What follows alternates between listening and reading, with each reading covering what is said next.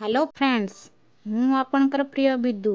मु आज आपणक पई आनी देइछि वर्षा दिने बाड़ी बगीचा रे मिलुथिबा पनीपरिबारे प्रस्तुत पोई घांट।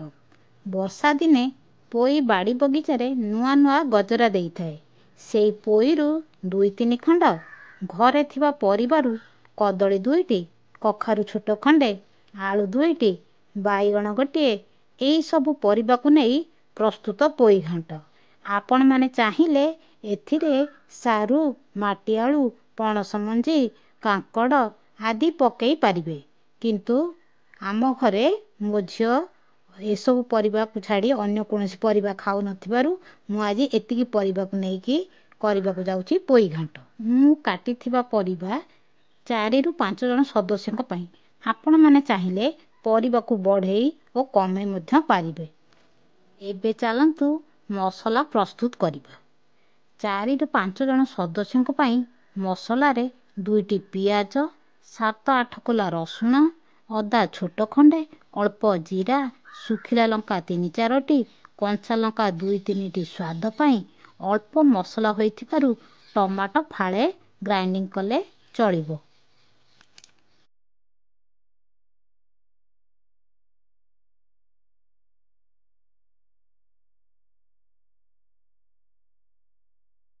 ग्राइंडिंग करा जाइथिबा मसला को आमे गोटे पात्र को ओजाड़ी नबा एवं ग्राइंडर रे तळ अंश रे जो लागिथा मसला रे अल्प पानी देई ताकू धोई पुणी से पात्र रे ताकू ओजाड़ी देबा। एबे चलंतु चूल्हा रे कड़ाई बसाइबा। किछि समय कड़ाई को गरम हबा को छाड़ी दबा। कड़ाईटी गरम होई आसिले सोरिष तेल नचेत वेजिटेबल ऑयल दबा। तेलटी ताती आसिले आमे सेथिरे आलू ओ कटा होइतवा पोई नाड़ को सेथिरे पकाइबा।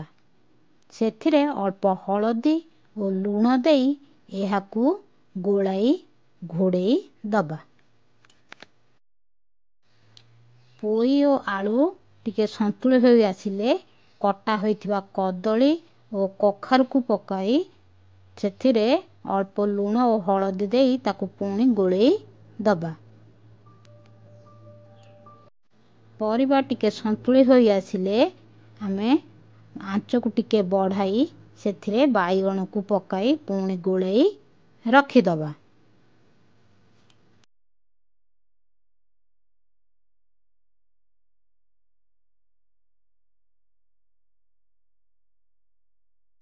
परिबा संतुलित होई गले आमे काटी रखिथिबा पोई पत्र को सेथिरे पकाइबा।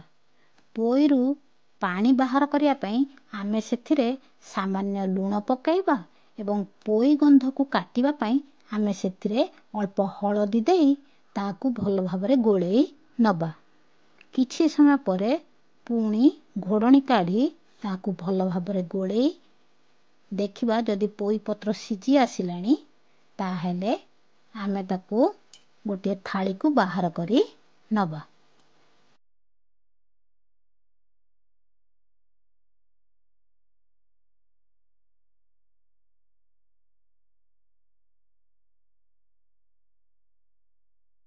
एबे चलंतु मसला जारिया पई आमे चूल्हा रे कड़ाईटे बसई नबा। कड़ाईटी को गरम हवा पई किछि समय छाड़ी दबा। कड़ाईटी गरम होई आसिले आमे बड़ चामच रे 2-3 चामच वेजिटेबल ऑयल नचे सोरिष तेल सेथिरे दबा। तेल गरम होई आसिले सेथिरे जीरा ओ फुटण देई फुटिबा को छाड़ी दबा। फुटणटी फुटी आसिले काटी थिबा पियाज को सेथिरे पकाए नबा ओ पियाजटी को नरम हबा पई अल्प लूण सेथिरे दबा। पियाजटी मौली आसिले आमे बाटी थिबा मसलारू 3-4 बड़ चामच सेथिरे देई दबा ओ घरे रखी थिबा करी पाउडर, गरम मसाला, लाल लंका गुंड पकाई एहाकू गोळेई नबा। मसलाटी न लागिबा पई आमे रखिथिबा मसला पानी को सेथिरे पकाई नबा ओ ताकू भल भाबरे गोळेई घोड़ेई दबा। किछि समय परे घोड़णी काढी मझरे मझरे गोळेई भଳି नबा। ଦେଖିବେ ମସଲାଟି ଜାରି ହୋଇ ଆସିଲେ ତେଲ କିପରି ଉପରକୁ ଉଠି ଆସୁଛି। ଏଥିରୁ ଆମେ ଜାଣିବା ଯେ ମସଲାଟି ଜାରି ହୋଇଯାଇଛି। ଆମେ ବାହାର କରି ରଖିଥିବା ପରିବାକୁ ସେଥିରେ ପକାଇ ଭଲ ଭାବରେ ଗୋଳେଇ ନେବା ଓ ଘୋଡ଼ଣୀ ଦେଇ ତାକୁ ଘୋଡ଼େଇ ଦେବା।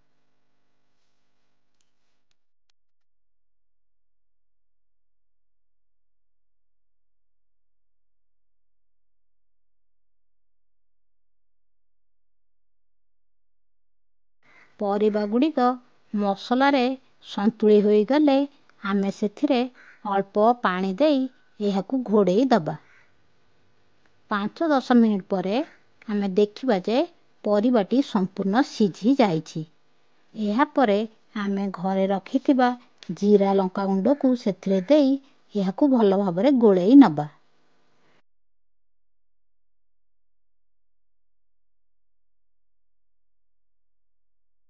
ଏପରି ନିଜ ଘରେ ଥରେ ପ୍ରସ୍ତୁତ କରି ଖାଆନ୍ତୁ ଓ ଅନ୍ୟମାନଙ୍କୁ ଖାଇବାକୁ ଦିଅନ୍ତୁ। ଦେଖିବେ ଖୁବ୍ ସ୍ୱାଦିଷ୍ଟ ହୋଇଛି। ଏହାପରେ ଗୋଟେ ପ୍ଲେଟ୍ରେ କାଢ଼ି ଘରର ପରିବାରଙ୍କୁ ଗରମ ଗରମ ଖାଇବାକୁ ଦେବା। ଦେଖିବେ ବ୍ୟଞ୍ଜନଟି ଖୁବ୍ ସ୍ୱାଦିଷ୍ଟ ହୋଇଛି। ଦେଖିବେ ପରିବାପତ୍ର ଖାଉନଥିବା ପିଲା ମଧ୍ୟ ଏହି ବ୍ୟଞ୍ଜନକୁ ଖାଇବେ। ଆପଣମାନେ ଘରେ କରି ନିଜ ପରିବାର ଲୋକଙ୍କୁ ଖାଇବାକୁ ଦିଅନ୍ତୁ ଓ ପିଲାମାନଙ୍କୁ ମଧ୍ୟ ଖାଇବାକୁ ଦିଅନ୍ତୁ। ଆଉ କିପରି ଲାଗିଲା କମେଣ୍ଟ ଦ୍ୱାରା ମୋତେ ଜଣାନ୍ତୁ। ନମସ୍କାର। ଆପଣମାନଙ୍କୁ ମୋର ଭିଡ଼ିଓ ଯଦି ଭଲ ଲାଗିଥାଏ ଲାଇକ୍, ସବସ୍କ୍ରାଇବ୍ ଓ ସେୟାର କରିବେ।